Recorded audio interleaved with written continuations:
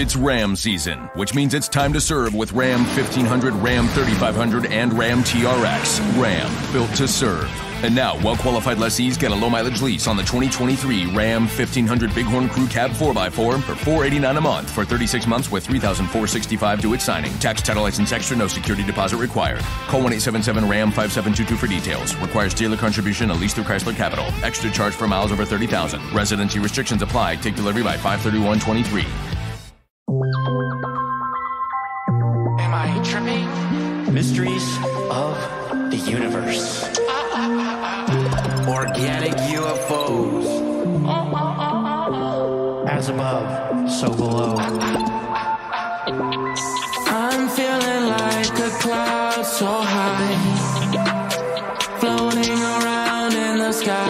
They're all mushrooms. Come and join me now on this ride. Mushroom communication Grab system. a tentacle now, we're gonna fly. Kaleidoscopes blended with matrix, we're drifting through time.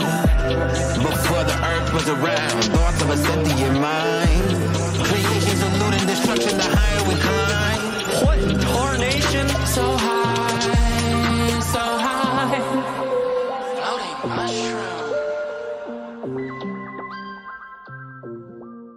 Hey guys, what's up? This is Joel Thomas. I'm in the studio with Sean Chris. I'm here with Justin and Jay Clone 32, who, by all accounts that I'm hearing, and this is back from the original Jay because I actually talked to him this past week, he said that this particular Jay Clone has been spliced with DNA from aquatic apes, and he may or may not have some sort of gill hiding behind the hairpiece flap on his head. What's up, guys? Hey. What's up? Great, powerful mystery. I just imagine my flap floating up and down and seeing little gills back there. I started cracking because Jay started cracking. He just starts getting this big smile across his face. And he said hair flap. I know. What? How we doing, guys? Great. Always great. Awesome, man. Awesome. I mean, we've been really having a blast here lately, recording. We're getting some dope subjects. You know, we love working with you guys. I was just at a conference with you guys a week ago, and you guys killed it in a haunted-ish building. Yeah. I know. Justin pushed back a lot on it actually being haunted, but it's supposed to be haunted. Yes, put it that way. But yeah, thank you for coming down. That was awesome. Our live show. That was so much fun. We had a ball. Yeah, we did. For first time doing it. Oh, heck yeah. But before we get rock and rolling in tonight's subject, I'm going to make Jay shout out something. What am I shouting out? Kickstarter. Oh, okay. Yeah, so we're starting as this is coming out, our new Kickstarter project. We are starting our new mini documentary series? It's a full documentary series. Full documentary on YouTube. It's going to be called Lawn Chair Documentaries. We're starting our Kickstarter to raise just some funds so we can get a camera to shoot it with, some wireless mics to record, and that'll basically get the ball rolling for us so we can get the project going. And we actually had some lawn chairs donated to us already. Extremely nice lawn chairs, like a $1,500 patio set was donated for the recording area. That's pretty good. I got a question about that though. Were those lawn chairs donated by the female fan club of the Jay Clones? Because I was at the event, and he got surrounded. Instantly. Once he got off stage. So many we said women lawn chairs. that I was blown We said away. lawn chairs, not rocking chairs. Jay's attacking his own fan club. No, actually, Chief Robert from You Big Apes, him and his wife own a lawn chair company. They've been friends with us for a long time now. About almost a year. But it's outdoorpolyfurniture.com. So I'll give them their shout out. And they have amazing stuff, and they're sending us a whole set for that. But it's kind of like the whole premise of this is that we're doing these areas, these locations, these encounters that anybody can go to. I got a bad knee, so it's like I picked on Joel a little bit for one of our promo videos about it. Like, we all can't run around in Daniel Boone National Forest chasing down Dogman in the dark. So the whole point of this video series is to show that there are places that the average person can go to for the phenomenal, the paranormal, and we're gonna do the whole documentary out of really nice lawn chairs. So yeah, the Kickstarter link will be below, guys. If you feel like if anybody feels like sharing the link, that would be great. You know, I don't ask for anybody to donate if you can't, but sharing the link helps greatly too. There's my soapbox for the day. And we'll share it on the Telegram, Kill the Mockingbird, so you can find it there, or we'll direct you to Cryptids of the Corns page, because that's my kind of documentary, man. Just sitting in the driveway, or sitting in a park, or sitting in a field with a beer, and I'm like, oh, is that a UFO? Hold on, let me get my other beer first, and then I will look back up. 100%. That's a scene out of it. One of the first ones we're going to do is in a junkyard. Nice. Yeah. And we'll be in these lawn chairs in the junkyard drinking I like the beer. concept. You just throw the cans away. Like you just chuck them behind you. That is it's true. not littering because it's where they're going to end up. But no, it's something that, we wanted to do. And I got a wild hair up my butt one day about it. And now we're making it happen just like everything else. Yeah. I'm a man of, how's that John Wick quote go? A man of sheer will. I don't know if that's how it goes, but I like it. Yeah, I don't know. Funny, yeah, you brought John Wick up. I actually just finally watched John Wick 3 last night. I never made it past 2. I enjoy all of them. They're just all good. Like it's just mayhem. Yeah, it's the same movie you though. Go into those films just ready for pure mayhem. And that's it. And it's fun because that's what it is. It's like the old 80s, like Schwarzenegger or Sylvester Stallone movies on steroids. Well, I mean, he's a 600-year-old vampire. Of course, Throwback. like he's going to be kicking people's ass. As the last Inside Jobs episode. Did you watch it yet, Jay? Inside Job? Yeah. I have not. I didn't figure. I have not. Well, this is Jay Clone 32, though, so he's all about aquatic life. He probably wouldn't. Now, even every get into episode of something SpongeBob, like I've seen it, memorized it. Speaking of which, what's today's topic? Wow. Here we go. Oh, did we lose Joel? He did the Owen Wilson wow, and we lost him. No, as far as topically goes, we're going to get into underwater cryptids today. So that's going to be a blast. And I know Justin's got a lot. I brought a lot to the table. I know Sean Chris has got plenty to talk about. And if Jay Clone 32, who has the DNA of an aquatic ape in him with gills, doesn't have anything to say, I'll be surprised. Or he's just suppressing the truth, which is why the real Jay sends these clones out instead of himself, because he's back there in the Smithsonian with all the truth. I think that Jay Clone's coming out from the water depths to speak to us. Thank you, sir. He's got all the information we need today. I just picture you coming out of like a lake like Godzilla. We're just covered in mud. Right, and then like my muddy flap on the back of my head. No, the ocean is an amazing place. What I think a lot of people, and like I said, I did a big long interview last night. We covered a lot of ocean stuff as well.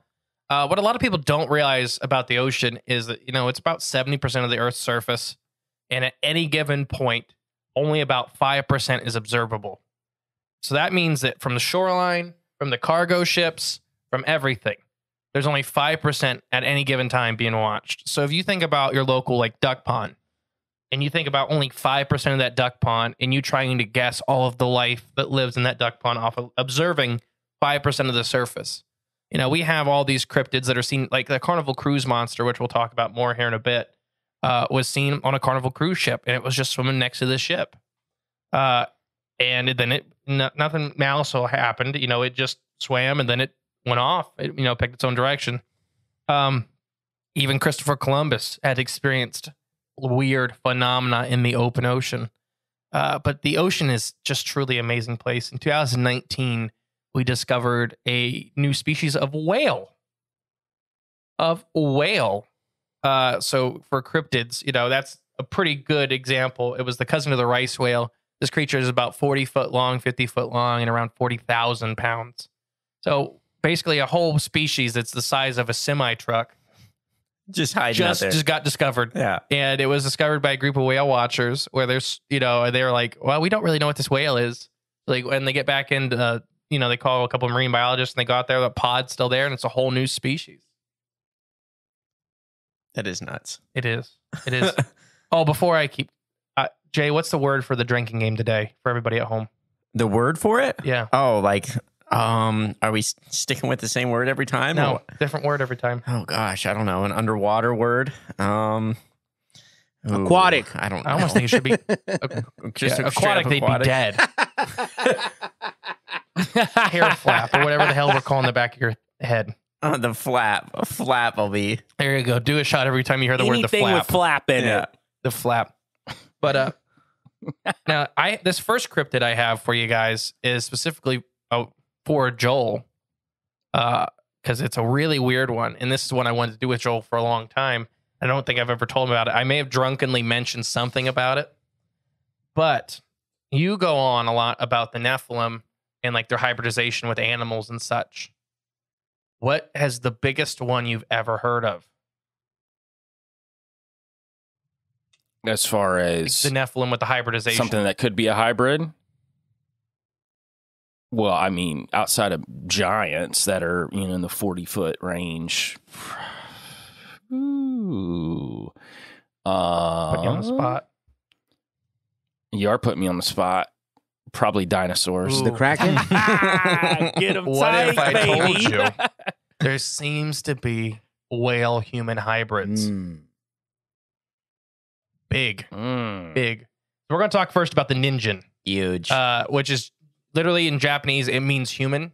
It's been seen several times, but it's a white whale creature with the front half of a big maul mouth, big human eyes. It's kind of like a massive beluga whale with human arms. It's the Arctic, so not the Antarctic. No, it is the Antarctic. I'm sorry. The first sighting was from a group of fishermen that had seen what looked like these giant white hands kind of clawing at the surface. And then it's been seen several times by the Japanese fishing fleet. So they go to the Antarctic coastal waters, and that's just one of the richest fishing grounds. Anybody that hasn't seen this thing, it's freaky looking. There's some weird pictures of it. Yeah, there is. Yeah, but there's actually what people believe is an aerial photo of this thing. The one report put it at being 130 feet long in 2006. Jeez. There's a couple like submarines and stuff like that. So for Joel, I picked this one because a lot of people go to this as a conspiracy of a man-made human-animal hybrid program. So it's a mermaid Nephilim. Mermaid Nephilim. There you go. Ooh.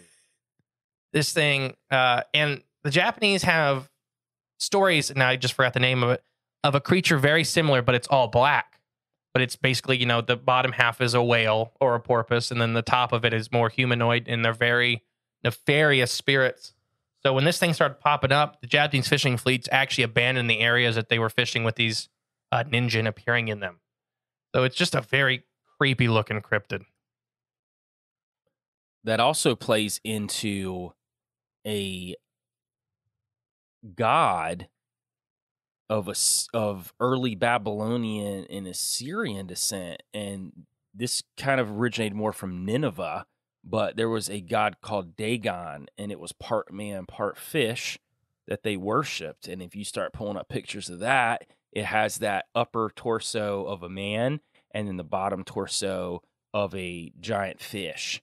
And they worshipped this particular god, which I'm going to get into a little bit later, but it's going to tie into a different cryptid than that. But it's funny you brought that up because it could be that they saw this thing out there, but that would lend more to my Nephilim theories that you had fallen angels copulating with aquatic life, which, hell, if they're doing it on Earth or on land, why wouldn't they do it in the water? Imagine a Nephilim trying to seduce a blue whale.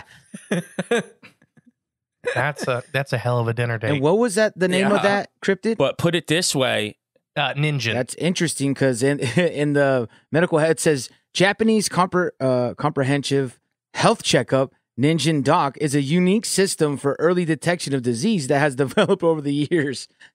They like took the name. Ningen is in Japanese is a word that means several. It has several different meanings. The main one it just means human. Gotcha. It just like means human. So the language for like the word Ningen, I'm not a language expert, but it has different meanings. Like Spanish, has one word can mean several different things depending on the sentences that it's in. And how it's used, right? Like, yeah. Gotcha. So Ningen is the same word, same connotation like that. It's weird because you can just type in Ningen and you'll get stuff about the cryptid and you'll get stuff about just human rights and stuff like that. Yeah, it's a pretty weird. Yeah, I was looking it up right now and I was like, oh, this is crazy. And for anyone that thinks how difficult it would be to have sex with aquatic life, if you're a fallen angel, just go to any of my series where I talk about Nephilim and or not Nephilim, but I would say fallen angels are shapeshifters. So why wouldn't they be able to shapeshift into something aquatic and pull that off? I'm just saying, seducing a blue whale would be an interesting video. Right, I want to see a 100-foot-long shapeshifter. That's what I want to see. Playing the moves on a whale. Yeah, like doing a dating call. Mm-hmm. Oh my gosh. But no, so a lot of people point to the Ningen as actually being a government experiment. So Russia, Japan, the U.S. all experimented with dolphins from the 70s on. And with some of the stuff we're going to talk about later, dolphins come back into that kind of stuff, dolphins, porpoises. But some people point to that they may have been trying to make super soldiers, hybridizing human DNA with whales and stuff like that. Imagine if you have a whole fleet of 100-foot-long semi-intelligent creatures that can put bombs on the bottom of ships. Like literally, they tried to do this with dolphins, and this is documented, where they were training dolphins to put bombs on the bottoms of ships. And it worked for a while. But then every once in a while, the dolphins or the beluga whales would just leave. Like they just wouldn't come back. They're pretty intelligent creatures, so they'd be doing a mission, and then they'd be like, why am I doing this? They broke free of the Matrix. Or like some of the biologists would say they would get distracted. Like a pot of school of fish would ruin 10 years of work. Right. Yeah. Squirrel. Yeah, squirrel. They're very much like, ooh, I'm really hungry. But no, it did. Recently, in 2018, I believe, off the coast of Japan, they found a beluga that was extremely friendly, and they weren't supposed to be in the area at all. Beluga whales. And as it comes up to the boat, it was wearing a harness. They had a camera attached, and it seemed to have other things to be able to attach to it. And some said it was from Russia. So there's this whole thought that the Ningen that are popping up in the similar entities are government experiments where they just got out. It's hard to keep a whale in a cage, let alone now you give it hands. Yeah. They do slightly look like the gray aliens too. Like they do. They have weird faces. And like our new friend to the show, Daryl Sims, talked about gray aliens, being hatched, cloned. What all did he say? I can't remember. But they're manufactured. Created. Yeah, manufactured. So I mean, if it's the same entity or group of people that are making gray aliens, why not are they making these things? Especially if it goes way back. Imagine trying to feed this. Like Shamu. Well, I mean, yeah, it'd be difficult. Oh, I bet. So you're telling me that these half whale, half men things could be meat sacks that they're putting entities into to do these missions underwater? Yes. We're on it, baby. Meat sacks. They're everywhere, even under the ocean. Just for you, Joel. Especially the ocean. Just for you. Especially under the ocean. Like I said, 70% of their surface is unexploitable. And, most of the bottom of the ocean is extremely hard to study. Humans can dive to the deepest points right now. But when you're down there, most of the time your viewing is a 15 to 20-foot circle. And most life avoids you.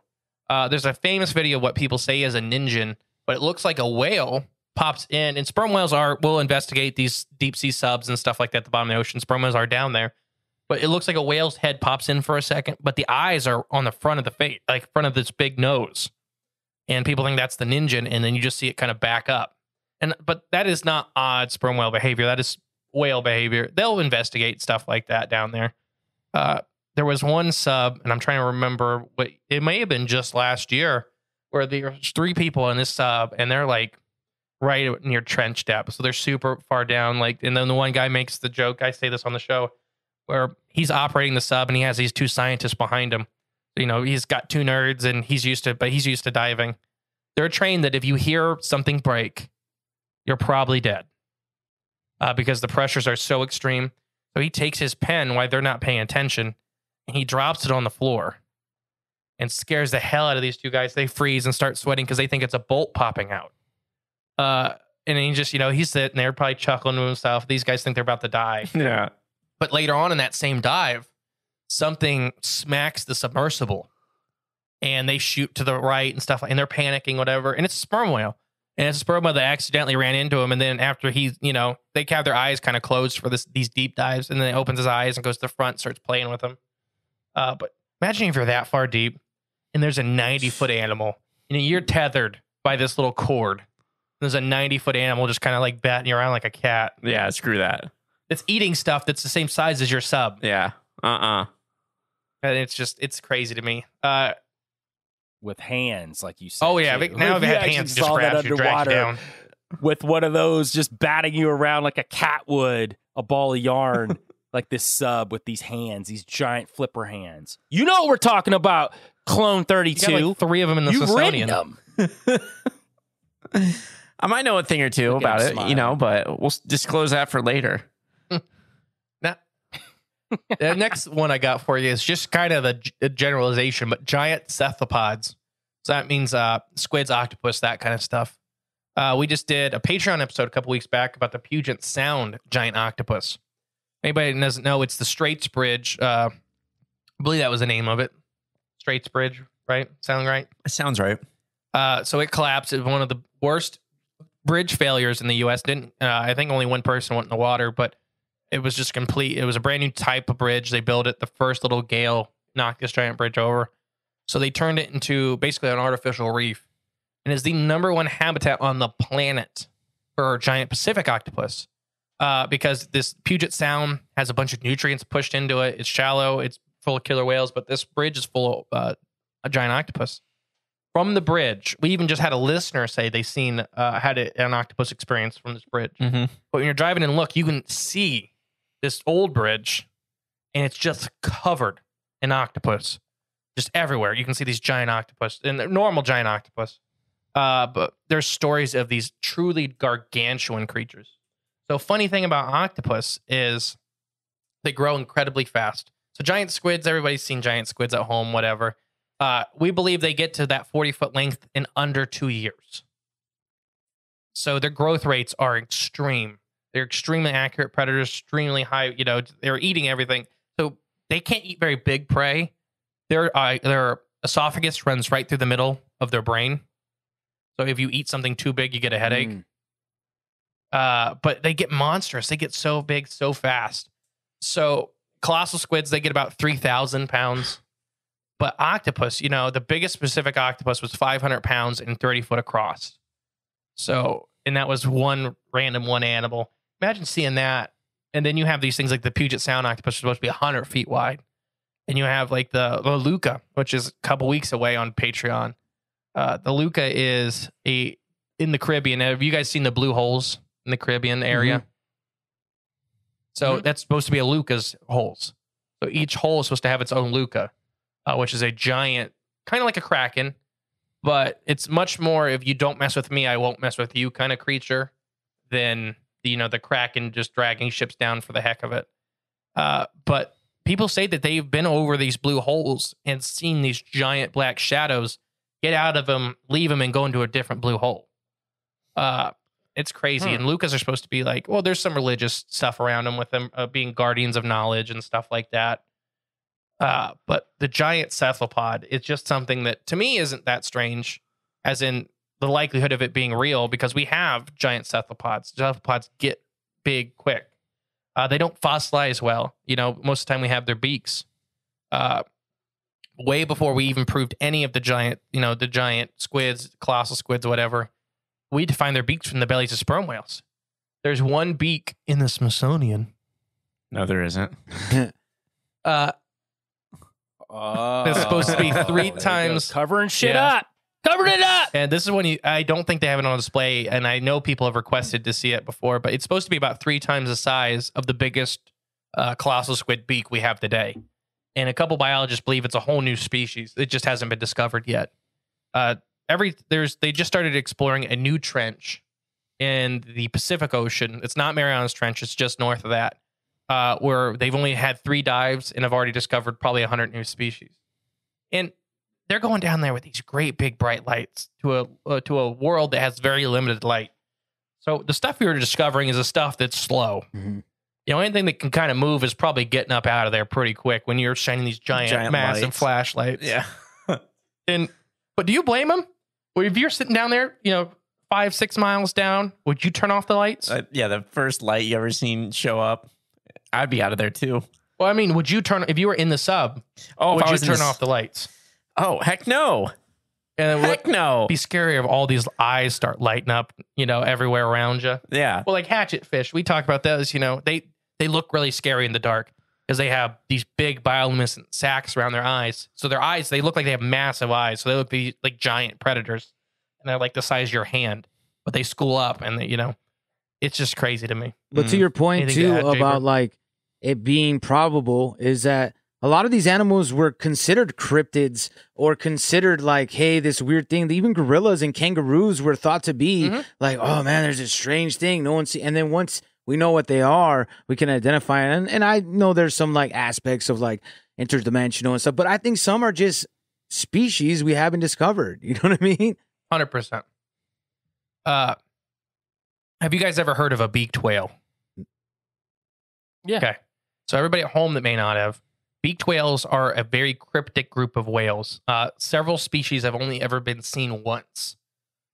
These are whales that most species get between 40 and 50 feet long, and they have gigantic tusks.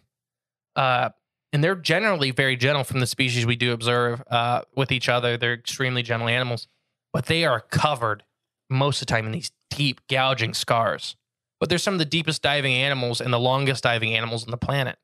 So what we believe is they're hunting animals that are either close to their same size from their battle scars, and they're using these tusks for penetration. They're using these tusks for battling.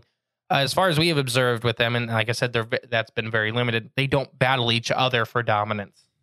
So we think they're hunting quite big prey down in the bottom of the ocean. They look occultic though. A lot of the like scars almost look like hieroglyphs or like things you would see in an Egyptian pyramid. It's almost like a code. So maybe there's some kind of like connection. Like they're the real leader down there. Like those Illuminati dolphins we've talked about before. That maybe they're Illuminati connected. Dolphins. It's beaked whales, baby. Hey, Justin, let me ask you this. You're talking about octopus. So they share human genes for intelligence. They have very similar genes as far as intelligence goes with humans. So we were talking about DNA splicing. Do you think that, considering that we've done all kind of things behind the scenes with Chimera, do you think that's one of the things that they would look to do is splice octopus DNA with human DNA, considering, like you said, they grow so fast too? Their growth rate's insane. So what do you think about that? Octopus have a thing that's called black DNA. And what that means is that there's a lot of their DNA that we do not understand, and it's very pliable. So if you were doing that kind of experiment, that would definitely be one. So octopus have an individual brain for each tentacle, and then they have a main brain. So it's kind of this gigantic brain complex. So it's very weird, like how each tentacle can function. It kind of can have a mind of its own. The main brain will give a task and designate those tasks to the little brains. So imagine if you could have that with humans. The only reason octopus have not taken over the planet is because they die as a part of the reproductive cycle. So all of their knowledge is genetic, not learned. Not learned from a parent. If they were able to pass on learned knowledge, they would already taken us out a long time ago. Because they are incredibly intelligent, problem-solving creatures. If you were going to have one, that would be an animal definitely worth hybridizing with, because extremely strong. They have basically their muscles are more like hydraulic muscles. Each suction cup can pick up so much weight. It can rotate. They have teeth and taste buds on each suction cup. Like, they're very odd animals, and the evolution of octopus and squids doesn't make a lot of sense to me personally. And I don't believe in the theory of evolution. I do believe species change and adapt over time. they can become a species, can become a new species. I do believe in that. I don't believe in the start. But if you look at octopus and squids, they're mollusk. They came from a snail with facial tentacles, and there were shelled squids, and the cuttlefish still retain today their internal shell. It's like a big hard piece in the back of their head. But there's a lot of missing links for cephalopods. So I definitely could see if that would be on the docket for hybridization. Like, why would you pick if you're going to go all out and you're going to make a human animal hybrid, why would you pick a primate? We're already primates. You're not gaining. Sure, you could gain muscle mass, but you could do that in your own genes, like without adding anything. You can clip those things and bump that up. But an octopus, man. Yeah, I was wondering, do you guys have any predictions on what year people are going to be outraged by hybrid octopus men and like the world's strongest man competition? Well, High River Octoman down by Joel. Right. Well, what I'll say is you already have one. Is that they do show a lot of my buddy Jay, one of the Jay clones. I think it's the real Jay that says this is the soft disclosure. That the soft disclosure they have in everything. Paradise PD has dolphin hybrids, right? The Inside Job has a dolphin hybrid. We got that show Sweet Tooth with all kinds of different animal hybrids. Where like I'm with you, Justin, where it would get something that's more beneficial, like something that, hey, I don't have that in my genetic code at all. Like dolphins, a deer, like something that like could give us a different ability that we can't. Like when, like you said, we could just boost everything else up. There is a lot of this going on though in movies and TV shows where like it's normalizing this whole hybrid life. Mm-hmm. That, hey man, they're just mixing it together, or like gene splicing, which I think comes with that whole transhumanism thing. It kind of mixes together. 100%. Octopus would be a good candidate for that. Deadly. I think it's all just some big scheme they've been building up over the years, like to combine you. There's going to be some company or corporation in the future that combines you with your spirit animal. So, they get all these people, all hyped up for their inner spirit animal. And then now they'll hybridize you with it in the future. So it's going to be a big business plan. But, it'll just kill you in like 4 years when you have a wolf arm, replacing your leg. And that's straight facts coming from Jay Clone 32. See how he snuck it in there? Like, well, they might be doing this. He knows. He's been part of it. He's seeing it. He's probably the one that has helped them learn how to do it behind the scenes. It's coming down the pipe. Oh, check. 32. It's coming down the pipe. Look how excited he is. Check about this headline right now. It says in Newsweek, this was in 2018, says human octopus hybrid from the future speaks accidentally, alerts an elementary school, prompts lockdown. A primary school went into lockdown after a test alert about a human octopus hybrid animal was accidentally broadcast. What the? What? I never even knew that. I was just trying to look. It's already here.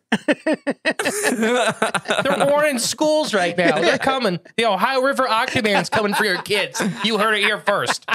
He's coming for your kids. It was like that false Hawaii missile, like turning the freaking octopus men gay. Man, I had to say it. That's nuts right there, funny. Because me and Joel had talked about it earlier this year, or maybe it was last year, where they accidentally did a fake school shooting thing. Remember, we were talking about that, Joel, and then he was like, they had like, R.I.P. this teacher, R.I.P. this kid. Like, it was a whole thing. And now to find out it's a human hybrid octopus, and they're like, how does that accidentally get air? Oh, oops, press wrong button. At least that's kind of funny, and not the school shootings like serious. It has names. The octopus man coming to get your kids is like, I don't even know if I'd believe a device cheated. You'd be laughing. I'd be like, some kid got a hold of this system. Right. I wonder though, if it's part of that soft disclosure, they're going to just like kind of pop it in there and let you see it real quick. And then they pull it because they just want to see how people react to it. It's very similar to in the early 1900s when, in between, and I've said this before on other shows, but there were like when you go see a film in the theater, they had reels, right? When a reel ran out, they would run like kind of like a quick little trailer or ad in between while they're putting in the new reel to continue the film. Well, there was a couple cities for 2 weeks that they were showing what Admiral Byrd, and I know you get your butt cheeks tight, Justin, but Admiral Byrd had got some film and some pictures from Hollow Earth, and they were showing woolly mammoths and all of these creatures in between these films. It was only for like couple cities for 2 weeks, and then they pulled it. And there were, I don't even know if there's anybody left alive that saw it, but there were several people that were in their elderly years that were talking about it. Like, yeah, I saw that. It was very normal. Like, oh man, they got these creatures that are in the earth, and then that was it. And they pulled it. So I wonder if it's very similar to something like that. Like, hey, we're going to show these kids this like octopus half human and see how they react. And then they're like, oh, it's nothing really. You know, it's just like a little, you know, fun and games. Isn't that right, Jay Clone? Yeah, that's 32. Right. Before we get off of cephalopods as a whole, you guys ever heard of Octopolis and Atlantis? No. So there's 2 cities in the Pacific Ocean that are made up of octopus. Literally, octopus have formed 2 cities. Now, I just said it once, correct. I remember Atlantis. Atlantis, Octopolis. There you go. Yeah. I believe they're all giant Pacific octopus, but they form these giant, like 40 to 50,000 animal cities. And they all have their little homes together, and they all leave to hunt. It's very interesting. And octopus are one of the only species besides humans that hunt with another species actively, that don't involve humans. Humans do it with several other species. You know, we could think of dogs and even dolphins humans will hunt with. But what happened is potato groupers around the Great Barrier Reefs and stuff like that, and these giant octopus are direct competition and predators of each other. Potato groupers get to be about 100 pounds. Either one could eat the other one. So these giant octopus and these potato groupers could take each other out, you know, in a head-on fight. Most fish, people don't realize, have the limited ability to change color. These groupers and these octopus, at one point, there'll literally be a pack of these groupers in one giant octopus. These groupers will run a school of little fish into a coral reef, and they'll sit there like dogs and sit around this spot, and then they'll start flashing their skin. They start flashing these colors, and that's calling their octopus over. So he comes over, and his job is he'll go inside the reef, and he'll push all these fish out to these groupers that are waiting. So they both have easier times catching food than being hunting separately. It's very interesting stuff. It's like a treaty they worked out. Yeah, but through color. So the octopus use like color as language.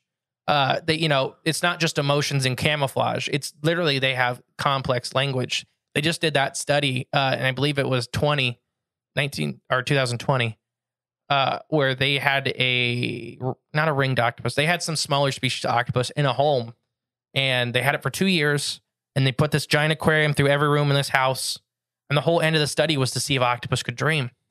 But their family got attached to this octopus, and literally the little girl, they had like a 9-year-old girl. This and the octopus became like super good friends. Well, this little girl had this little camera that she would take pictures of everything. One day it disappeared. And they found it a couple weeks later in one of the octopus's tanks. It had followed this family through the whole house and taking pictures of them. It was crazy. It knew what the camera did, and it wanted to take pictures of the family. It's just the amount of intelligence there right then is just incredible. Like I said, if they didn't die in the part of the reproductive cycle, they'd already wiped us off the face of the planet. Octopus! Scared me. I wasn't ready. I think the octopus and potato grouper dynamic sounds like an animated series you can make. There you go. That sounds like something fun. Octopotato. Yeah.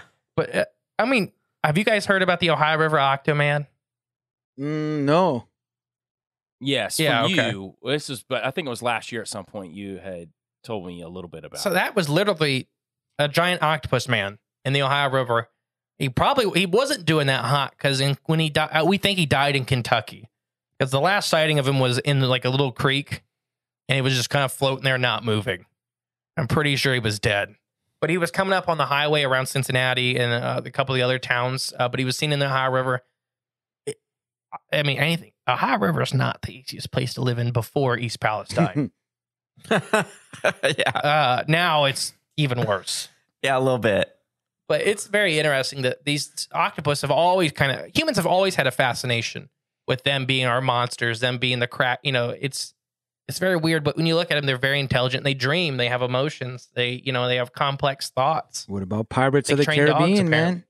Pirates of the Caribbean have those.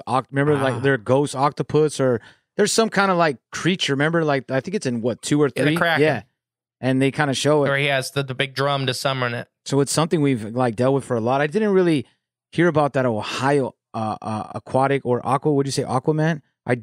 I did hear though the theme song for Jay Clone 32.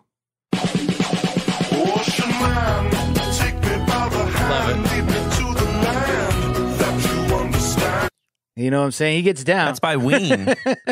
that's one of my favorite bands. Man, even his flap was dancing right there. Flapping around. Started playing. That's off the Ween album, The Mollusk. That's a great album. No, I actually love Ween. Justin hates him, but I have Ocean Man on my playlist. Well, remember I played you a Ween album on one of our travels? The rest of the song sucks. And the rest of the song sucks. Oh, yeah. Ocean Man's fine. Ocean Man's great. The last kind of group I have for you before I'm done with my list is the giant marine reptiles. It's a very weird thing that still pops up. So mosasaurs existed from the Triassic through the Jurassic. Some of them getting quite large. Tylosaurus was our biggest one that we have full skeletal remains of. That was about 55 foot and 40,000 pounds. So killer whale sized. Which is not a small animal, but it's not these giant ones like you see in Jurassic Park and stuff like that. I believe the Jurassic Park one's like 95 foot long, blue whale sized. But we're still seeing marine reptiles. What a lot of people don't realize is there was even giant marine salamanders and giant marine crocodilians at the end of the Jurassic period. There was a giant filter feeding crocodile that we think went extinct. They call them the pancake crocodile, the pancake jaw. They had these massive heads. They probably look like whale heads. But in the Carnival Cruise, and I believe this is 2012, 2013, Carnival Cruise creature was kind of described as turtle shaped. So this whole crew, I believe it had 150 witnesses for the Carnival Crew creature. They seen what they thought was a whale beside the ship, which is an odd. Whales will kind of come check out stuff. So everybody runs to that side of the ship to see the whale.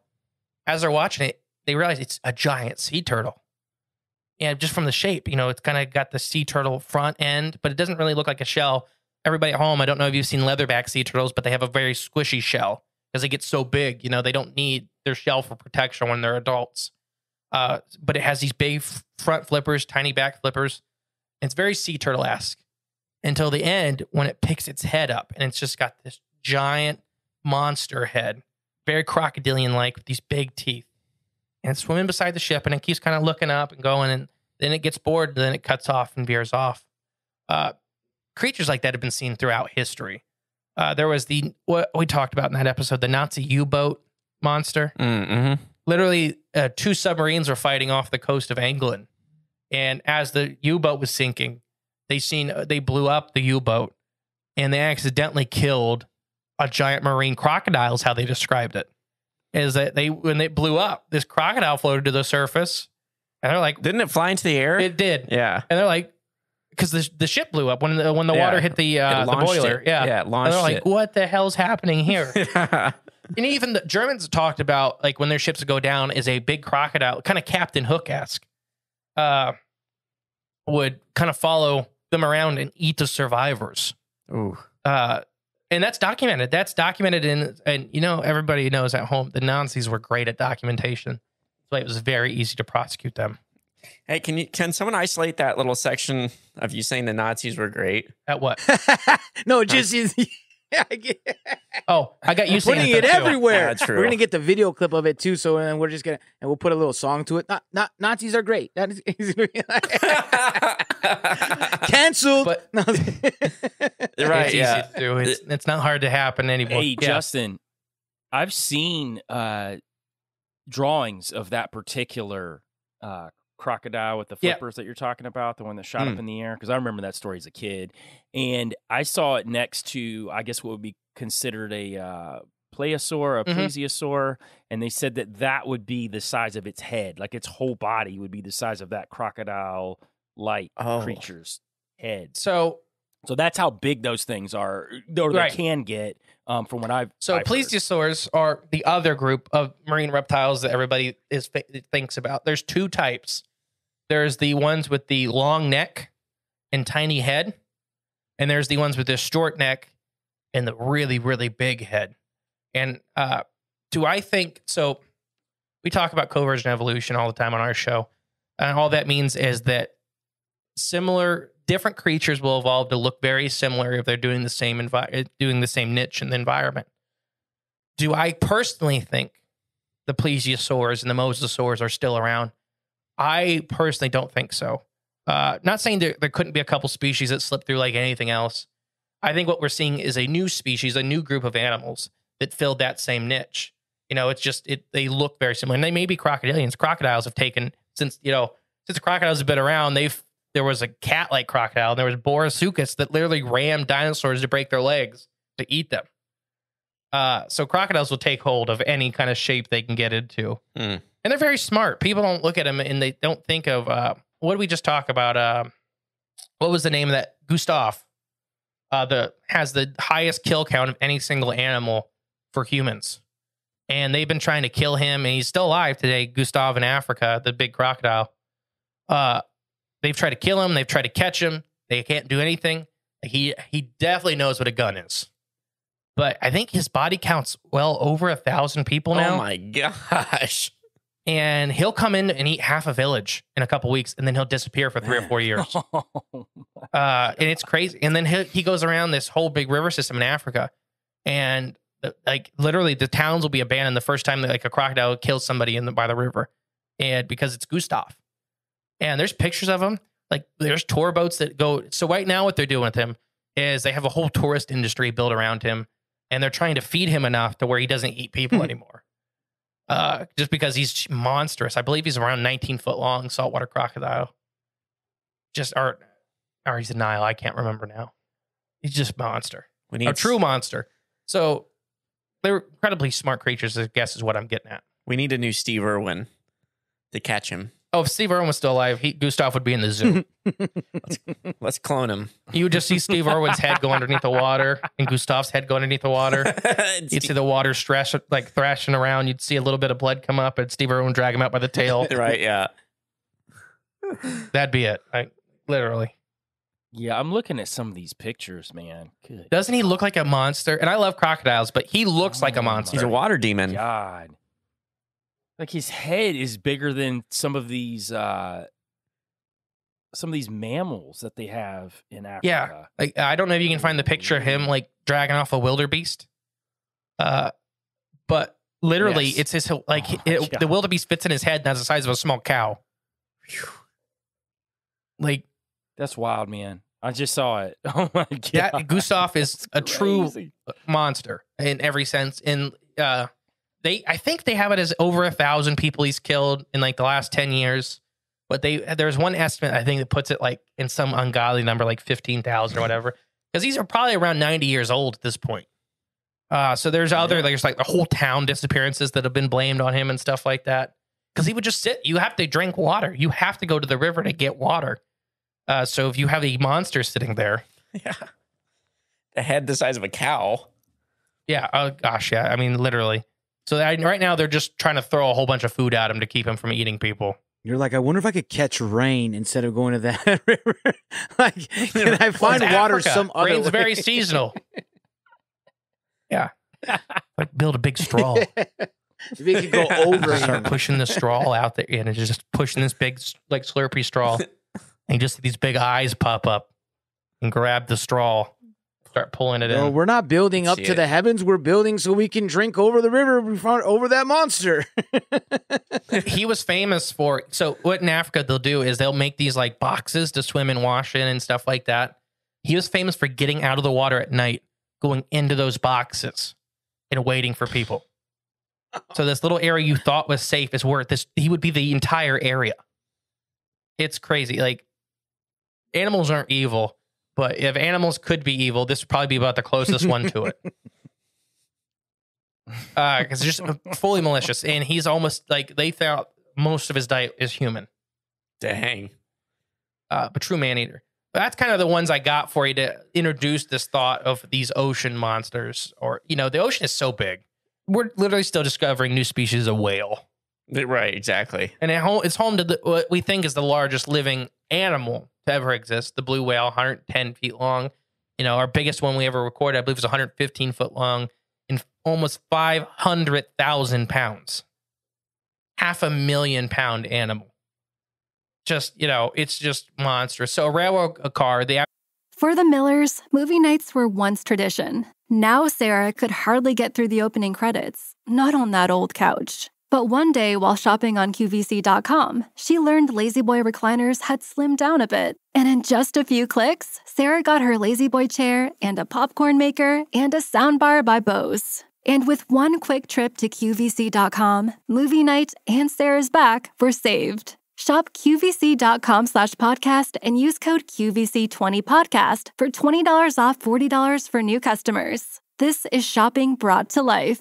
Average grain railroad car, it's something here in the U.S. most people see, empty is 50,000 pounds. That's 10 empty railroad cars. So last episode, you guys made a good point then. We were like, hey, Dogman or C1. So now, right now, I think you guys make a good argument that I'd rather fight a Dogman if it comes down to it. Right. Depends, yeah. Depends of the diapers you'll be wearing to fight them. Right, yeah. Or it might be over fast Those with are one of my these guys. ocean ones, though. It might be over pretty fast. Yeah, I mean, they're just going to swallow you whole, and I think that's going to suck the whole time. I don't know if you... Suffocate. Because you're going to... Yeah. It's going to suck. Either way, it's going to suck. Yeah, just... At least the Dogman's ripping you apart fast. I guess. Stringing you from tree to tree. Yeah, make that kid make it into ornaments. Oh, my gosh. So, Joel, what do you got?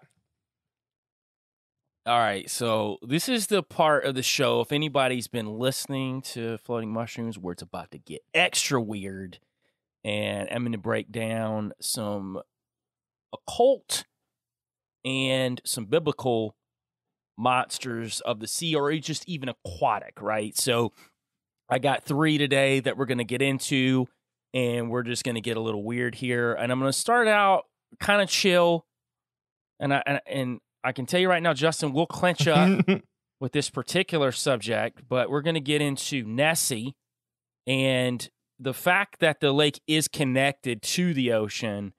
Will play into this a little bit, but I'm going straight occult here. I'm going straight created by man using demonic entities and fallen angels. It will get It's a big weird. salamander.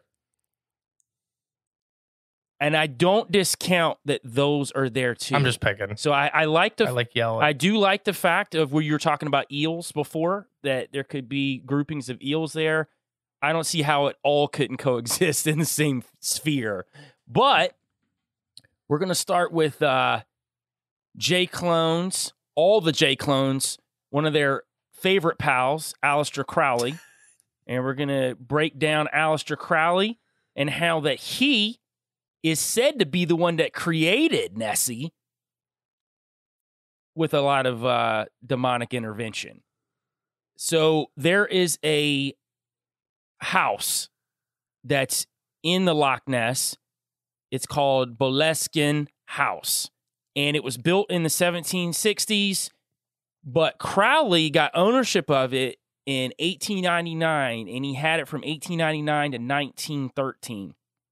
During this time, his whole agenda was to go there and complete these complex magic rituals. And the reason why he wanted this house there is because it was secluded. He could do a lot of really wild stuff, and it wouldn't affect people close by, because there wasn't a lot of people close by to this Boleskine house. Outside of some of his servants that worked with him, and we'll even get into how some of them went crazy too during this time. But anyway, he was doing a set of rituals, and there's this book called The Sacred Magic of Abraham the Mage.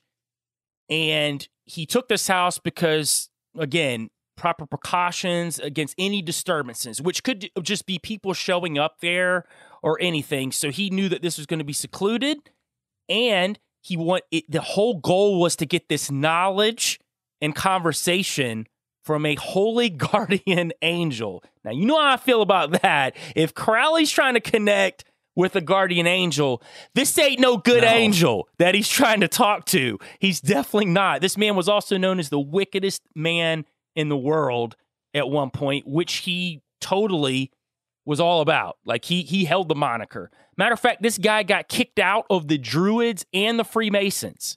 So that'll let you know how wild Aleister Crowley was. He got kicked out of two of the most, clandestine and in some people's minds, evil groups of all time. And basically the house was a low, long building, and he lined it with mirrors all inside, which, if you know anything about the occult, mirrors play into that because you're trying to evoke entities out of these mirrors. And vice versa. Some people are said to use the mirrors as portals to go through this other realm or other realms. And he practiced black mass and he summoned demons there. And it was said that he wasn't able to finish these incantations because part of these incantations was he had to remain celibate. It was one of them. And he couldn't do any drugs, which is known fact that Crowley did a ton of hallucinogenics, mescaline being one of them. And he couldn't do any of that. So for 6 months, he was there doing like all these rituals, and he ended up leaving because he was like, I just can't finish the rituals. It's too much. I like sex too much. I like drugs too much. I'm out of here, and I need to practice this magic better before I come back.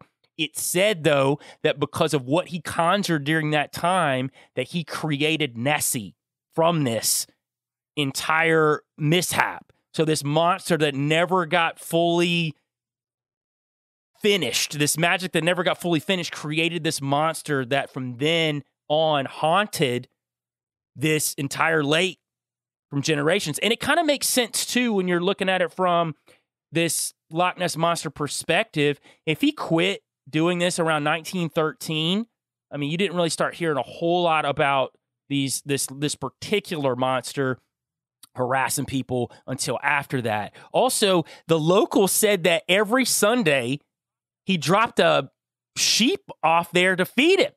So he fed this monster once a week on Sundays, which I find it funny that he did it on not technically the Sabbath, but what Christians would consider the Sabbath on a Sunday, that he was feeding this Loch Ness Monster a sheep during this time. And this place gets weirder, too, in the fact that you had a series of people that bought this house after Aleister Crowley. You had Jimmy Page from Led Zeppelin, which he was creating all of these rituals inspired by Crowley. And it's funny, after he left the house and sold the house, that's when his whole career went downhill. It all went into shambles right after that. And you look at any of these other people that bought it afterwards, it was said that the craziest things would happen. As a matter of fact, his servants that were there with him, two of the lodge keeper's children died. One of them went mad and killed himself. The other one just quit because she was like, I'm not dealing with any of this, especially if you got like a pet. He called him Nessie, pet Nessie, running around that he's throwing sacrificial sheep to. You had Major Edward Grant, who ended up getting it later, too. He ended up shooting himself in the bedroom of the place. So you had all of these weird things happening in this place. And I'm wondering, too, if it had to do with this Nessie monster, demonic monster, that was harassing these people. Some people think it was a Cthulhu that he created in a part of this, and that's what Nessie is, this like Cthulhu. I'm even going to go a little bit deeper and tighten them up, Justin. I even think maybe that this actual creature was one of these prehistoric dinosaur creatures that was created by fallen angels as an avatar host for whatever entity that he was conjuring up to connect into this, that's now harassing this lake for all time. And just the fact that he himself said that he was talking to a guardian angel on deck during this time, you can make that connection. So I'm just saying, man, this is wild that you can connect a beast, this Cthulhian beast or whatever you want to consider it, that he created. And honestly, he didn't finish the magic. So this thing's angry that's running around this lake. So 2 things. I guess 3 things. I don't even say the first one. Never mind. But no, so when we did our Nessie episode, we talked about Aleister Crowley. So if I'm not mistaken, it was the Black Lodge ritual as what he was doing there is one of the major ones. And he said that one of those things, the thing that got into the lake was one of the creatures that was kept in the Black Lodge that got out, and he was never able to put it back in. Which, to me, I could see with some of the stuff, but Nessie's been seen since 500 AD, you know, the Loch Ness Monster. So it would be, for it being the early 1900s, this doesn't, not all of it, you know, there's something there beforehand. Second thing is the sheep feeding was a common practice in the 17th and 18th century around the loch. Is literally all winter long is when they said the monster would get extremely active. So what they would do is they take any sheep they had that was sick and weak because of you, and then they'd put it by a stake by the lakes, by the loch. They said if you didn't, and the creature got hungry, it would come out and eat all of your sheep. You know, if it had to come all the way up the hill, it's going to eat whatever it's going to eat. So they would take anything weak, anything old, and they would basically sacrifice it to this creature.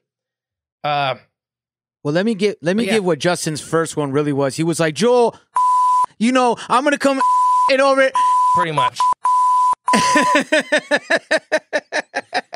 Respectfully, that's what's going on in his no head, disrespect. Yeah. No disrespect. No disrespect, but yeah.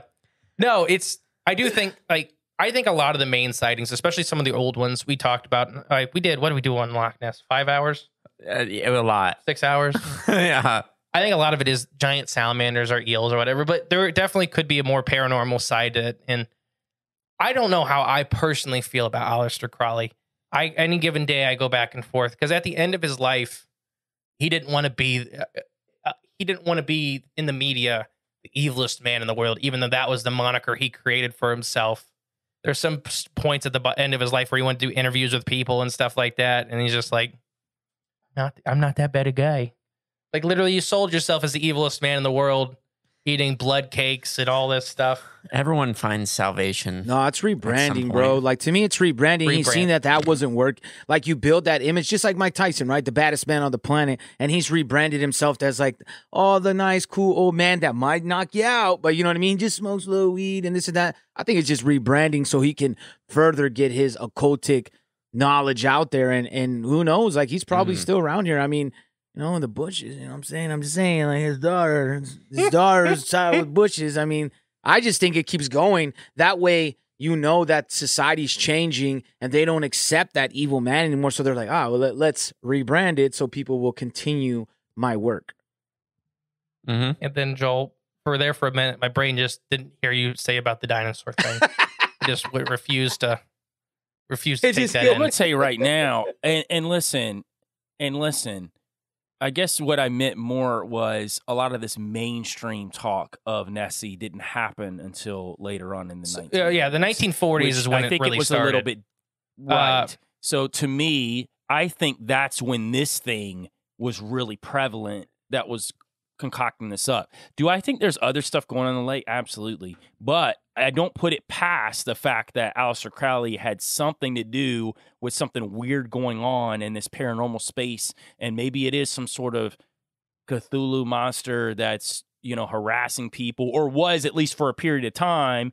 And yeah, it very well could have been a prehistoric dinosaur that it was used to avatar by fallen angels in the past. Get them tight. What if Nephilim become fake and gay, though? Just like space and dinosaurs. That's what I'm worried about, because these things happen. Well, I think they were bisexual from the anyway. Jump. So they were trans from the jump, man. They were always in orgies and stuff, and this is known throughout. They're the P. Diddy. History, so they're the P. Diddy's of the cryptid.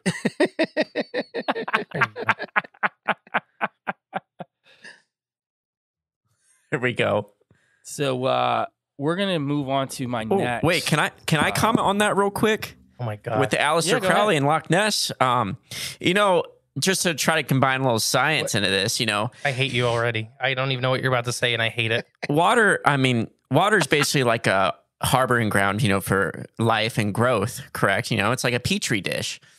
And what if they use the loch itself and its special characteristics to like summon these demons or these beasts or these other dimensional spirits or energies, and they embodied a creature and they harbored it and they kept it alive inside of a creature that already did exist in the loch. And this was just an area that was just, they could keep this creature in this realm through that body, that vessel. And then when he never finished his rituals, it remained in the loch. And so it's still here. And that's why you only see it from time to time, because it's half paranormal, half biological. What say you, Mr. E, to that? Sure. Okay. Who knows? Anything is possible. You're right. You're correct. A wise man once said that. I love it how Clone 32 comes with these like extra wild theories, but they're not really theories. He knows. They're deep cuts. Like a part of it behind the scenes. He's pulled out the manual to find that cuts. One. His flap's going crazy again, y'all. Quivering. Yeah, I need like a rubber band to hold it down. I get excited. It's like a sailfish. It just starts shooting up when he gets excited. You ever seen Howard the Duck when his hair quills stand up on his head? That's what's going on right now. That was soft disclosure for Jay Clone 32. I got to throw nuggets out, every now and then. Breadcrumbs. Breadcrumbs. Okay. So we'll jump into this next one here. I'm going to start getting a little biblical here on these next two. The first one I'm going to talk about, and a lot of people don't think of as being some sort of cryptid or something different, is the fish from Jonah and the fish that Jonah was swallowed by. And there's some really cool stuff with that whole thing that I'll break down on why I think that this was a cryptid. And I'm going to play into Cryptids of the Corn, how they talk about these one-offs. And I think this could have been a one-off cryptid that was created for a specific purpose, and also was to kind of throw a couple digs at the Ninevites as well. And I'll break down that too. So if anybody doesn't know the story of Jonah and the fish, God basically called Jonah to go to the city-state called Nineveh, and he was supposed to go tell them to repent and to follow the Lord. He didn't want to do that. He was like, man, these Ninevites are crazy. They worship these crazy gods. They weren't particularly, great towards Israelites either, so he just wasn't about it. So he gets on this ship, and he's like, man, I'm going to hide on the ship. Well, huge storm happens. The sailors on the ship know something's not right. So they're like, hey, this is like supernatural. What's going on? And finally, they start drawing lots, and Jonah loses, and he basically tells them, like, look, I'm just trying to hide. They're like, nah, that's not happening. So we're going to throw you off the ship as a sacrifice to stop the storm, which they do throw him off the ship, and it does stop the storm. Well, during that time, there is a giant fish that comes up, swallows Jonah, and Jonah's basically stuck in this fish's belly for 3 days. And he's in there. Finally, he's like praying, and he's like, look, I'll go. I'll go to Nineveh. I'll do what you're asking me to do. Just get me out of this fish. So he gets thrown up by the fish on the shores of Nineveh, which a lot of these like Ninevites saw. And he goes and he preaches repentance, which a lot of them end up repenting and following God. So that's just the basic line of the story. So I'm going to read a couple verses, and then I'm going to talk about what this fish was able to do. And maybe Justin will have some idea of maybe if this was a one-off, or maybe it ties into something that he might know of in the ocean. So Jonah 1:15-17, it says, so they took up Jonah, these are the sailors, and cast him forth into the sea, and the sea ceased from her raging. Then the men feared the Lord exceedingly and offered a sacrifice unto the Lord and made vows. Now the Lord prepared a great fish to swallow up Jonah, and Jonah was in the belly of the fish 3 days and 3 nights. So we'll get into the fact that it says that the Lord prepared a great fish. So in the Hebrew, what it seems to mean is that he just made this one-off, just for this purpose, to swallow Jonah, to do this one thing. Because if you look at even the tales because a lot of people think this was a whale, right? Yeah, That's like where a lot of people Pinocchio, go the with this same story. They thing think with it was a Pinocchio, where they whale. think it was a whale. It's a similar story. He's inside there, but the actual book talks about the terrible dogfish. You know what I mean? And this dogfish that's like enormous, as big as like 6 buildings or the height of that. So that's why I don't know. I personally don't know if it's a one-off, because you were saying that, and I was like, I don't know, one-off because of that, because there's other encounters of this dogfish. So if you want to break down this creature on why it's unique, one of the things is it was able to supply oxygen to Jonah for 3 days, which, if you know, there's a story that people bring up a lot about this boy that was swallowed by a whale, sperm whale, actually, in 1891. They said he was in there for maybe 24 to 48 hours, or a few hours, actually, and they retrieved the boy out of there. The whale was dead. They retrieved the boy out of there, and they said that the boy was okay. Now, again, it just doesn't seem possible, because it's not going to supply oxygen like that to the kid. And there's varying reports on if this story was even true. And they also say that the kid had brain damage if it was true. So he wasn't able to get this oxygen to his brain like they said. And I just don't see somebody surviving, 3 hours without oxygen. It's just not possible. In a stomach? So that part of it, yeah, in the stomach of the whale, sperm whale, as a matter of fact. Yeah, you'd be... Now, when they found the whale, it was dead. You'd be dead. You'd have other problems besides the oxygen. Like all the stomach acid. I just think... Yeah. Right. The thing is, though, people bring that story up to equate it to Jonah and saying, well, this is what happened. Jonah was in a sperm whale. It was a whale. I don't think it was a whale. I agree with Sean. It was some sort of fish. Also, this is really crazy, too, in the same verse structure. It said, the waters compassed me about, even to the soul. The depths closed me round about. The weeds were wrapped about my head. I went to the bottoms of the mountains. So clearly they went to some sort of like undersea mountain that he was able to see.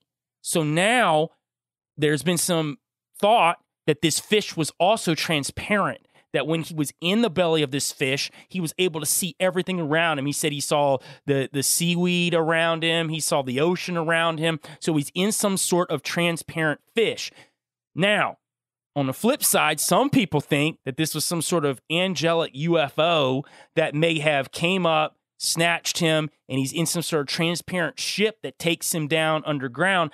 I just don't know, even from the Hebrew, fish is very prevalent, that it was an actual creature. So I tend to lend to the fact that it was a creature, because typically in the Bible, if we're talking about UFOs or something along those lines, it'll say vessel. It wasn't a vessel. This was an actual fish. So I do think that it was something that dragged him down, kept him for 3 days, 3 nights, and spit him up. And back to, we were talking about the fish god of Nineveh, Dagon.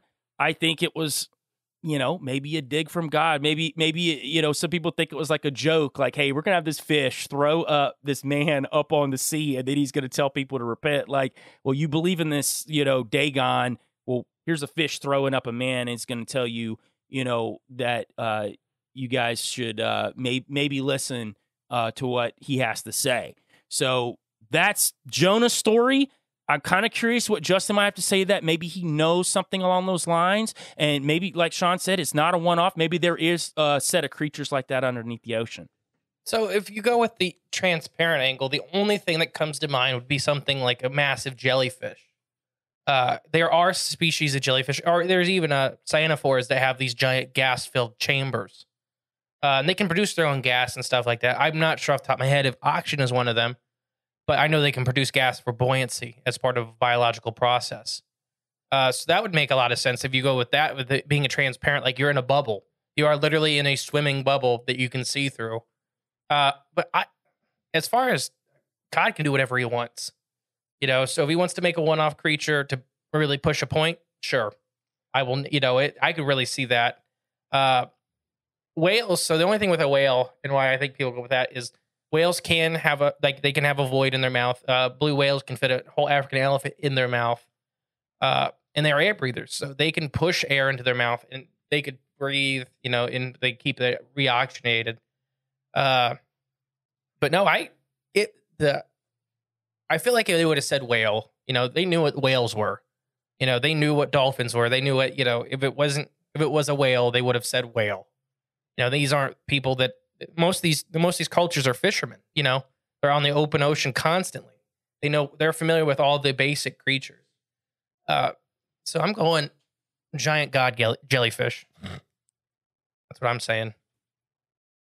I like that, though. That even ties into your as above, so below with your floating mushrooms. Shameless plug for the show, floating mushroom. So you got floating mushrooms above that you've actually talked about, have snatched people up, that have given them hallucinogenic properties where they may think something's going on, snatching them up, dropping them off other places. Maybe this is some sort of transparent floating mushroom under the sea. There you go. Sinking mushroom. But like we said, the ocean is already full of so many weird animals. The longest animal we have alive today is the lion's mane jellyfish, if I'm not mistaken, and that's around 400 feet long.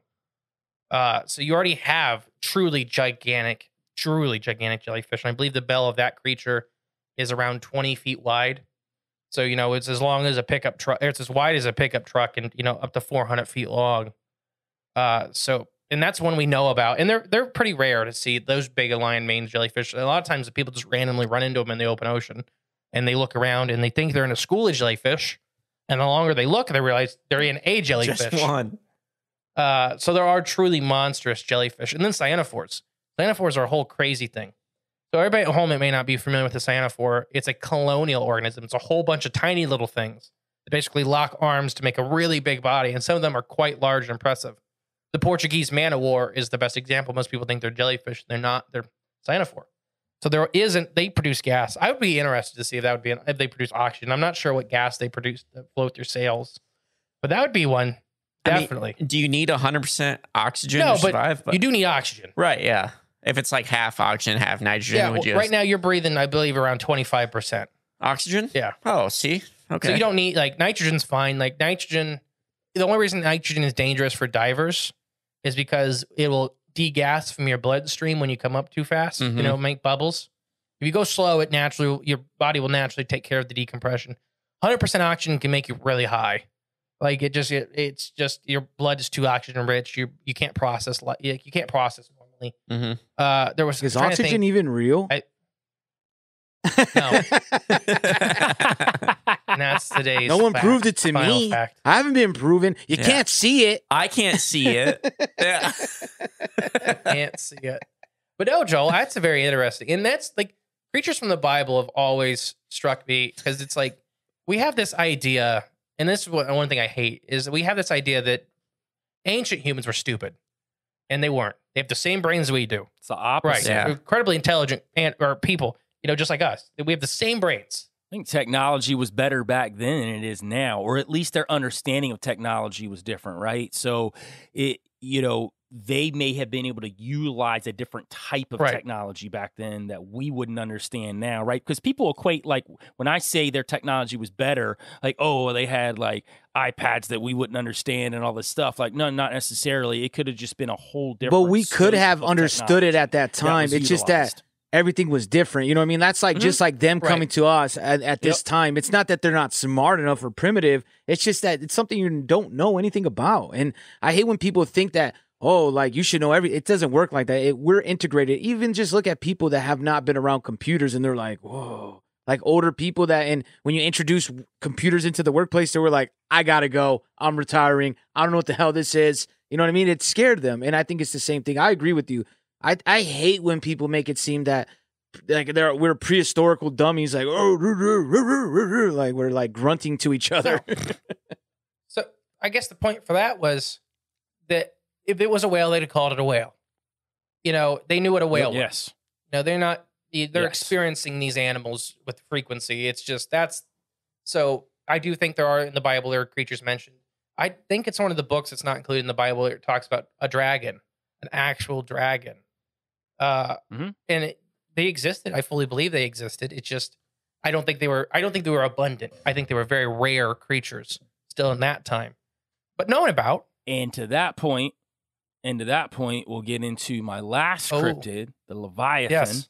And we'll get into what that was and what people think that it is and what I think that it is. Because, again, this goes back to what you said.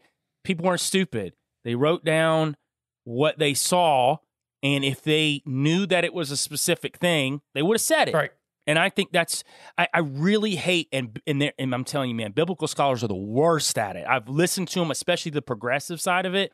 They are so bad at being like, well, this is ancient man that know what they're talking about, but we know way more than that now. And it's like, no, I think in some ways we've been dumbed down more now than what they were back then. And don't get me wrong, there was dumb people back then too, but I just mean in general. Mm-hmm. Like, I think that we've been taught that people were stupid back then. I don't think that's the case at all. Like, I think they use their brains just like we use our brains.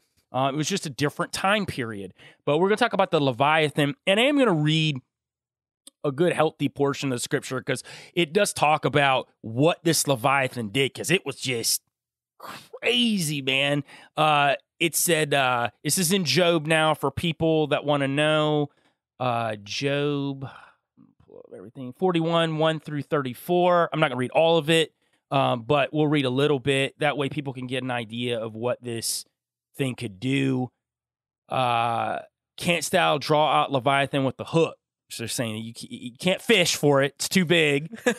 They're saying that, or bore his jaw with a thorn. It basically talks about none is so fierce that dare stir him up. Who is then able to stand before me? Like, nothing can stand before this thing. It's massive. Skin with barbed irons is what they talk about. It says his sneezing, his sneezings, which is sneezing, a light doth shine, and his eyes are like the eyelids of the morning.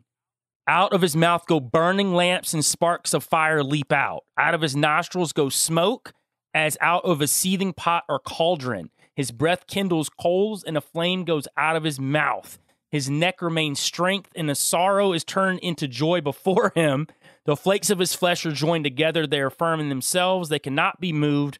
His heart is as firm as stone. So basically, it tells you right there that this thing breathes fire. That smoke's coming out of his nose. His mouth burning lamps go out. Sparks of fire.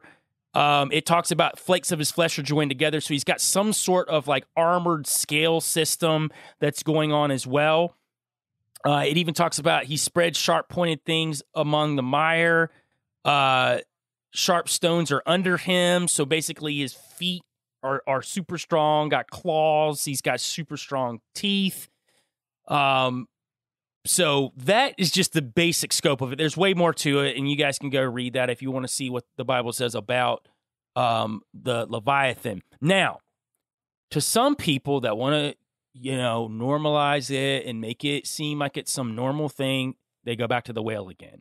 And it's like, oh, this has to be Sounds a whale. just like a whale. That's just ancient. It's ancient, man. He just didn't know how to describe this thing. He was an idiot. He just didn't have his primitive knowledge. Again, to you, Justin, none of that sounds like a whale, but some people say that the blowhole expelling liquid could be mistaken as smoke. Okay. But that has nothing to do with it belching fire. Right. It has nothing to do with it talking about lamps coming out of its mouth. And some people say that it could be a crocodile because it has this long mouth that it talks about in Job. It's still not breathing fire. So again, we're back to this point of it being able to breathe fire. So some people are saying, well, are there any animals now that can breathe fire? There are actually a couple. Bartier beetles have chemicals in them that can. Hydroquinone and hydrogen produces in their bodies, and they aim it at enemies. So it's chemicals that combine to produce a burst of hot gas. Here's one for you, because I know you love aquatic stuff, Justin, which I know you probably know a lot about this. The pistol shrimp is another one that can create a compression that produces heat rivaling the temperature of the sun. So we're talking about two animals right there that can create this similar sensation. So why couldn't there been something bigger that could create an actual fire? And this goes back to what you're talking about, dragons. So I think that the Leviathan's probably in that dragon category, but I'd probably even go a bit further. So in Isaiah, it talks about, they bring up the Leviathan then. The Leviathan, that crooked serpent, and he slay the dragon as in the sea. So this thing was even slaying dragons. It talks about that this thing was slaying dragons in the sea. So it's bigger. It's more powerful. It's like a just juiced up version of whatever these dragons were. But I tend to think that it might have been what other cultures would consider a hydra. Because there's a verse in Psalm 74 that talks about God break the heads of Leviathan in pieces and give him to be meat to the people inhabiting the wilderness. So when you start breaking it down, the plural of heads, we all know a hydra is a sea monster that has multiple heads, and that could be what a Leviathan is. And I kind of think that that's, in my opinion, what I would equate these other cultures talking about hydras as being what the Leviathan was talked about in the Bible. Justin, is there like natural nature hybrids? Like, do we see that often? Like, where like just naturally through nature, where animals will kind of like mate or kind of crossbreed or whatever and become these hybrids? Do you know anything of that level? They have to be very, very closely related for it to happen naturally, and it's not due to even genetics. It's due to the egg in the semen. So the opening on the egg is it's like a key. It's like a lock. So the key has to be similar enough to even fit into the lock. Not saying that, their genetics may be compatible, but it's very hard for the semen to fertilize an egg when the lock is very different. Because the reason I asked that is because I was wondering if it's some kind of like dragon beaked whale cross, like, because it kind of reminded me of that. So if I may be mistaken, but I believe when in Bible study a long time ago, wasn't Leviathan made by God to show the power of God?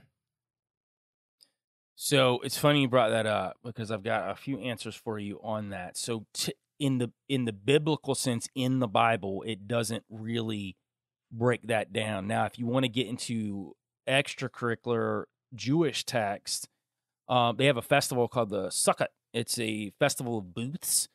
And in there, it talks about in the end times that when the Leviathan is killed, they will actually dwell in the skin of the Leviathan. It's so big. So that's just one of their traditions. Also, another really cool piece of text that is also from the Hebrew, it's called the Midrash. And the Midrash is just basically, it's expansive Jewish biblical exegesis using like rabbinic mode. So like what a rabbi would interpret certain prominent pieces of the Talmud. So when you understand what the Talmud is, that's Old Testament, and it has a lot to do. That is the book that all the rabbis go by, Jewish rabbis go by. So what they end up talking about in the Midrash, there were two Leviathans that were created on the fifth day of creation to rule over the sea.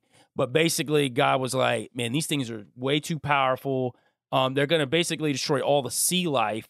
So he slew the female, so they couldn't produce any offspring. So there's only one male that's left. And side note, part of this tradition, it said that the female is preserved in brine to be eaten by the righteous in the time to come, which this is more tradition than anything. It's extra biblical. It's just something that's talked about in this rabbinic interpretation of the Talmud, but it is part of Jewish tradition that they talk about. So maybe that's where that kind of snuck in, that piece of it. But yeah, it is said that God did create the Leviathan. Now, there are some biblical scholars that think that the Leviathan rebelled against God, kind of like the serpent in the Garden of Eden. So they think that maybe that's why he kind of sided with evil or kind of rolled with the fallen angels or whatever. Also, this is wild too. The Hebrew word Leviathan, and it's spelled a little bit different than Leviathan, but when it's translated to the Latin and English version, it's Leviathan. It's a male singular, and some people speculate that the creature itself is a fallen angel, that it is of this particular bloodline. Because if you think about like actual angel forms in the Bible, they're massive and they're crazy looking, tons of eyes. They would scare, us to death if we saw them in their like truest form. So maybe that's what the Leviathan is. That's just another piece from biblical scholars that have dug into the Hebrew. So really where we get a lot of our where the Leviathan came from and the creation of it and all that is just from extra biblical text from the Hebrews themselves. When we would study it in Bible study, and once again, this a long time ago, at least how I was taught is that Leviathan was to show the power of the sea and Behemoth was to show the power of land. They were kind of two sides of the same coin, where these creatures that weren't good or evil, but they were creatures, they're just monstrous power, or to show that man can't conquer nature, but God can.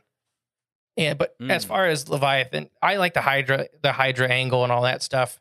Whatever, and I remember them talking about, and it's a long time ago again, but about them slaying other sea monsters. That this creature was so powerful that it would literally drag the carcass of other sea monsters out to eat. So that'd be, imagine seeing that. The thing that you seen like a week ago that was terrorizing a ship, and now it's dead and ripped apart on the beach. There's always a bigger fish. Always a bigger fish. And he says that because he has seen it. He has seen it. Look at his eyes. He's got the female's carcass in the Smithsonian. I've tasted that sweet brine meat. That sounds awful. Don't isolate that sound bite. That's going to be a new sound bite. That's his flap going crazy right there.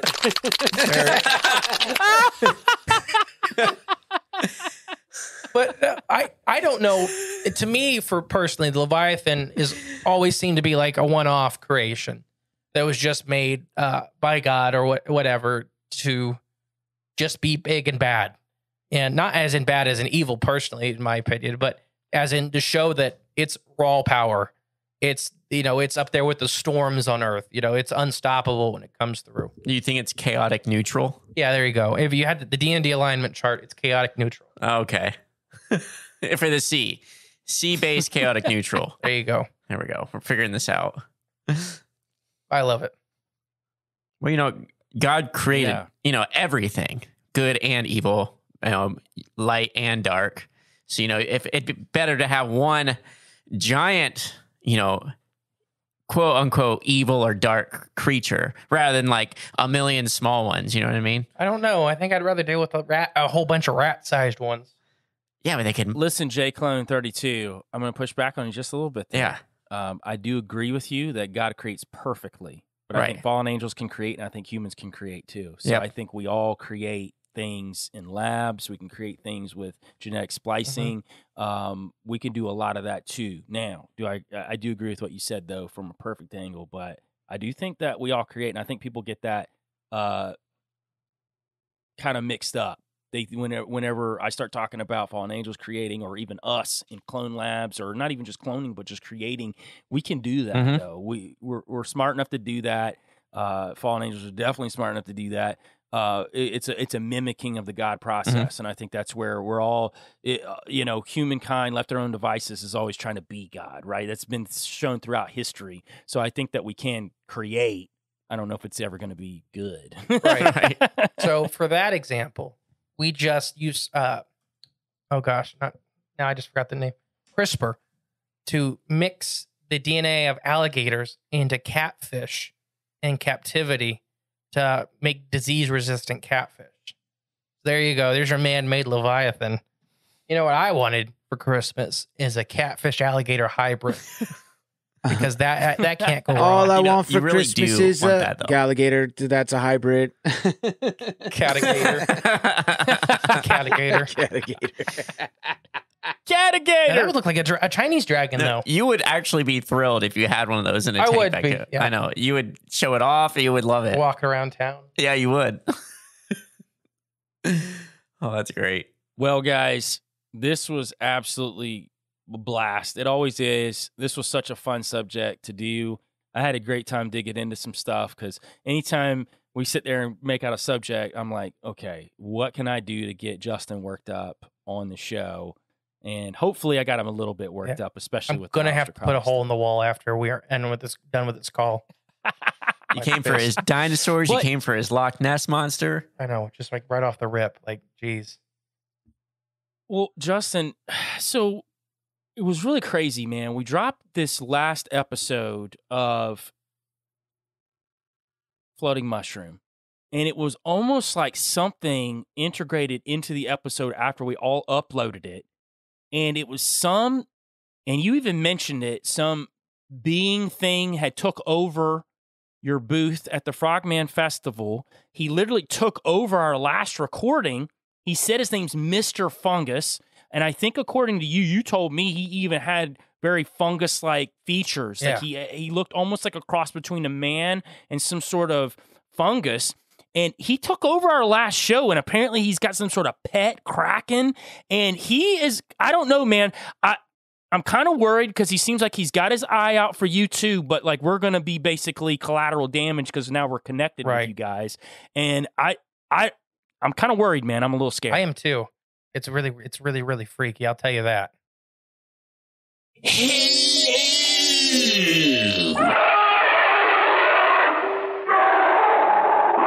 Calm down, Nibbles. I am here to speak to these flesh containers, not feed them to you. Well, at least not yet. I see Justin, Sean, and Joel have decided to go in a different manner this week and try to speak to the ocean at large and what may or may not live in it.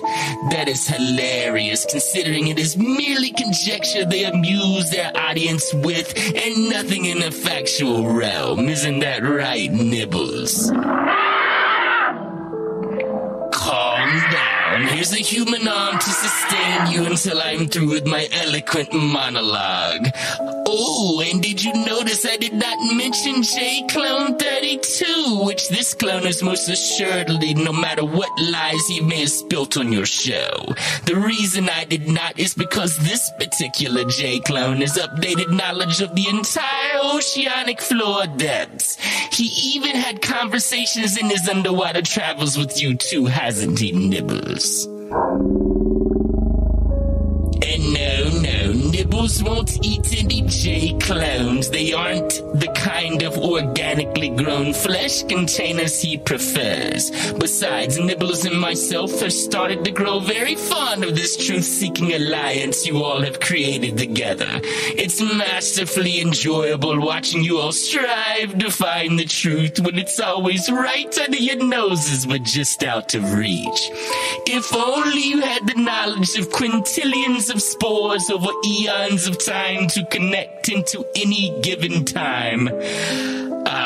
Alas, there is only one Mr. Fungus. One Agaricus bisporus that can rule them all.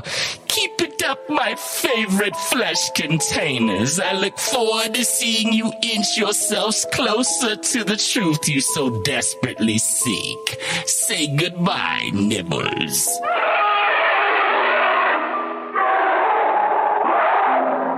Well, I kind of feel like I'm not as scared. He scares me, but he seems like he kind of likes what we're trying to do here. He's very fond of all the Jay clones, apparently. Apparently so. So let's keep him fond of us. I think that's appropriate. I'm just staying quiet on this subject for now. All will be revealed. Of course you are. All will be revealed. Yeah. Oh. Well, guys, had a blast with you, as always. And for anybody else that wants to know, we do this once a month. If you can, go check Kill the Mockingbirds out at Kill the Mockingbirds Podcast on Instagram, Kill the Mockingbirds on Telegram. You can find us on all streaming platforms, Kill the Mockingbirds Podcast. And check our music out at Joel Thomas or Sean Chris on all streaming platforms as well. Justin, you want to plug you guys here real quick, too? Cryptids of the Corn podcast. You can check us out on any platform that you get a podcast at. Facebook, Instagram are kind of our two big social medias. Jay runs our Telegram. I don't know if there's anything on there. He tells me there is, but I don't think there is. But yeah, once again, check out the Kickstarter if you guys feel so inclined. I love doing these episodes. Yeah, I can't wait for the next one. There ain't nothing on that Telegram. It's Telegram, you know? If anybody doesn't know, we're looking at Sean. He almost fell out of the chair laughing when Justin said that. Anyway, love you guys. Bye. Bye.